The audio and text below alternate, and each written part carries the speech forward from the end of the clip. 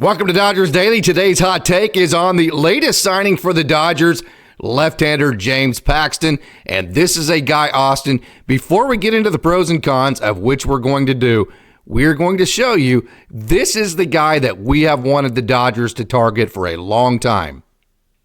Yeah, no, this is a guy that we've identified as a potential target for the Dodgers, actually dating back to my first appearance here on Dodgers Daily. It was right at around the trade deadline, early July. We were talking about different trade candidates, and James Paxton was one of those guys that we have identified, hard-throwing lefty.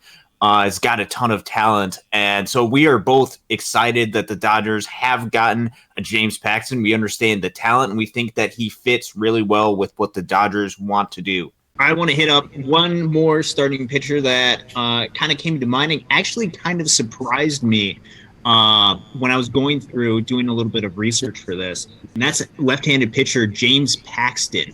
Very hard thrower, somebody who has been injured for a little bit, but if you look at especially his StatCast data, it has been incredible this season. He's pitched, I believe, a 2.7 ERA so far, generating a lot of whips, not throwing a lot of walks.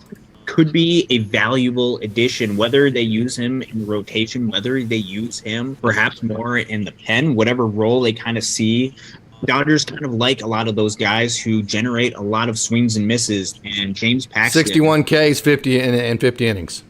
Yes, and he could be one of those guys that you wouldn't think of at first as being a trade target for the Dodgers. I think he could be somebody that could be incredibly valuable to a team at the deadline. Only has 1 year left on his deal. Just signed a cheap deal with Boston, so he's not going to cost an arm and a leg in order to get a really sneaky addition that could be really valuable in the end.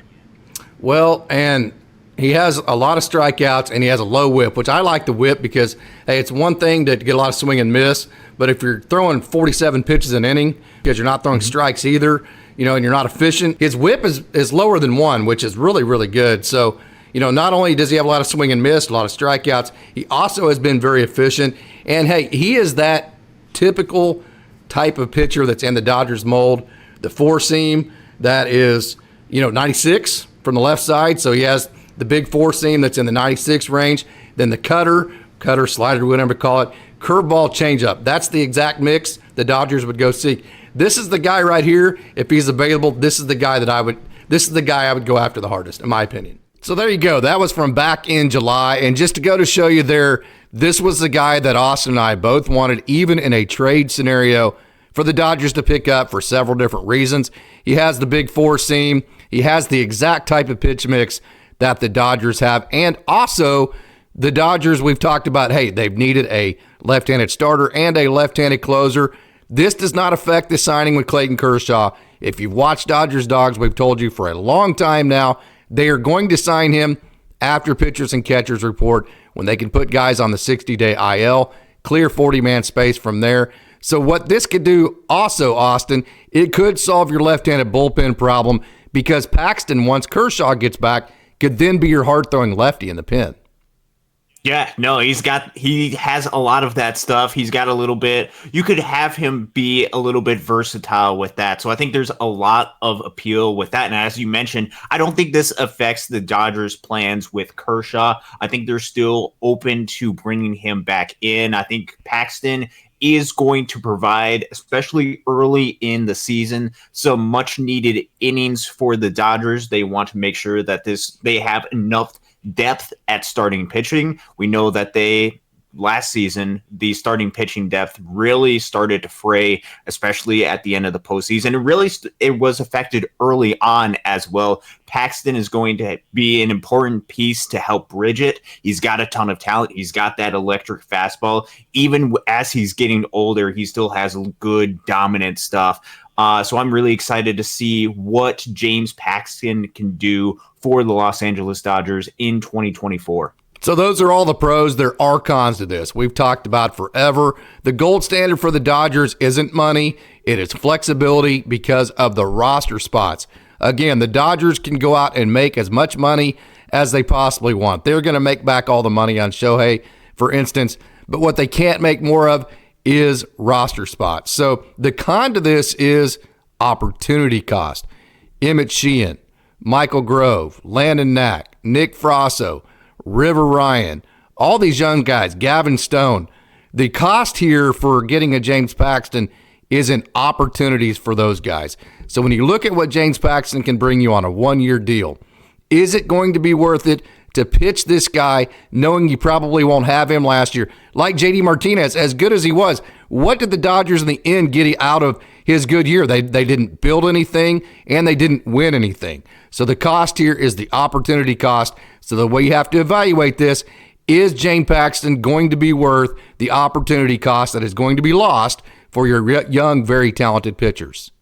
Yeah, I think signing James Paxton to a one-year deal, we've talked about it before, signing guys to one-year deals has very little risk attached to it. What does happen in these deals, especially when you have a lot of talent at the upper levels of the minor league system, is it does have that opportunity cost. So just taking a little look over at some of the potential innings. We talked about it. There's about 800 to 900 innings for starting pitchers through the season. There's about 1,450 innings pitched totals by pitchers. That goes back the past couple of the seasons, been a very consistent trend. So something I think is important to do right now is let's just take a look at where some of those innings are and then evaluate where the opportunity could be lost for some of these younger guys. So if we're looking at a Yamamoto, think about him, maybe 150-ish innings. Glass now maybe replicate what he did last year, 120, something around there. Bobby Miller, maybe around 150 as well. You hope for Walker Buehler, maybe 75. That might be a little bit conservative as well. James Paxton, maybe around 100 innings. And then you add in a Clayton Kershaw, you add in a Dustin May, maybe not even factoring in too many innings, maybe about 40 innings apiece. Throw in Emmett Sheehan in there, let's just say, and let's say that. But I think he would be part of the opportunity cost. Let's leave him out. Yeah, so let's leave him out. And I'm just throwing in there, especially because of roster innings, Ryan Yarbrough as well, just some spot starts, maybe about 30 innings. Right there, you're at 705 innings right there of the 800 to 900 innings. And then you talk without Emmett Sheehan? Without Emmett Sheehan. And then if you throw in 100 innings for Emmett Sheehan, you're at 805 innings. That leaves maybe 100 innings for a Michael Grove, for a Gavin Stone, for a Nick Frasso, for a Landon Knack, for a Kyle Hurt, River Ryan. Obviously, some of these guys can fill in different bullpen roles, and I think they're going to have to find ways to use these guys in the bullpen, especially Kyle Hurt and especially a Michael Grove, who has fit well in those bullpen type roles. And you're also going to have different injuries occur. Obviously, these are fair estimates, but there's going to be injuries that you don't expect. Is the best use for developing these guys having them be depth pieces and make either spot starts or have them sit down in the minor leagues, as all of the guys that we mentioned are 25, 26, 27 years old, sit down in Oklahoma City and wait for their opportunity? I'm not sure that is best for their development. As we've stated before, I don't want these guys' careers to be wasted in Oklahoma City. I want these guys, because they have the talent, to become professionals. So with James Paxton, I think he fits with what the Dodgers need. I think he identifies, and the Dodgers have identified a hole on the roster. They needed a left-handed starter.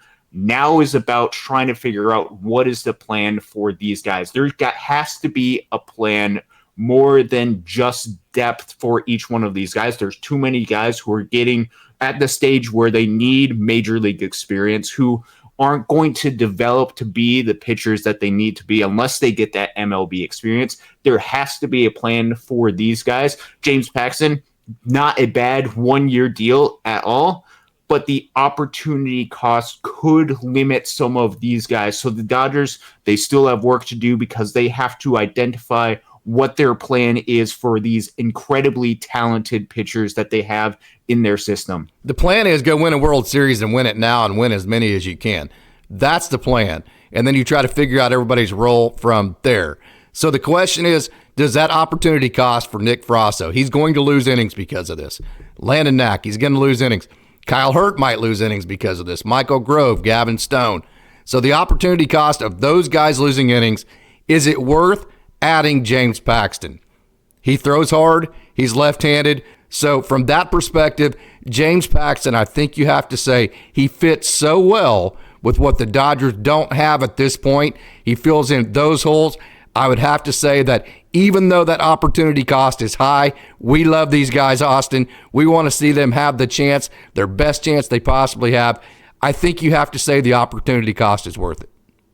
Yeah, for the Dodgers' perspective, when they have to win a World Series, when they have to make sure that they have enough bodies, they have enough pitchers in there that are good and talented, and so they don't run out of starting pitchers like they did last season, I think signing to James Paxton is good. Is it going to be best for the development of these young guys? And is James Paxton the type of guy that you want starting a playoff game if there is some sort of injury in the starting rotation? I think those are very serious questions, but I think both you and I are happy that the Dodgers got a really good, talented pitcher who could help them going forward in this season and possibly help this team win a World Series.